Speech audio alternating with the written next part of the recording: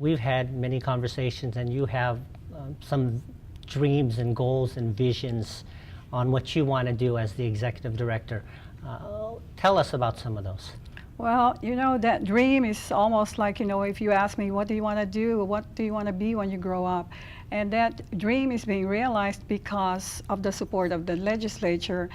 Just recently, your last session provided us with a mandate. It's SER 57, giving us the mandate to form a study group of about 7 organizations, including OHA, DBED, Bishop Museum, to look into where the State Foundation should focus on what should it be doing in the years to come to be economically feasible, to be able to provide more cultural services on a wider span, including, of course, our very own Hawaiian culture.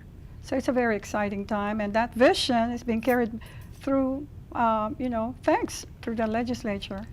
What about yourself, though? What's your, I know we spoke once about getting Hawaii to be a part of this Asian Pacific cultural region and promoting what we're doing and the diversity of our artwork and the people here. Well, I feel that, 21st century is the century of Asians. And right now, when you look at even our government making a pivot towards Asia, we are positioned, Hawaii is very much in a position to strategize and be part of the, not just the economic, but the cultural milieu that's out there, which is very exciting. So if we're able to envision ourselves moving forward, we want to align ourselves with Asia. So for instance, countries like Malaysia, Hong Kong, Singapore, New Zealand, these are countries that have a very strong cultural policy, which we hope to be able to connect with so that it brings benefits to our artists, that they can show there and their art be put on a bigger scale, regional than international. It may be a dream, but I know it's very possible.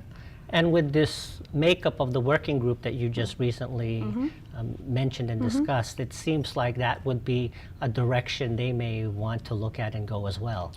Yes, we are being encouraged that they would want to pursue something of that nature. So it's like it's a bigger cultural policy that we're looking into. And I personally just want to say thank you to you and your organization.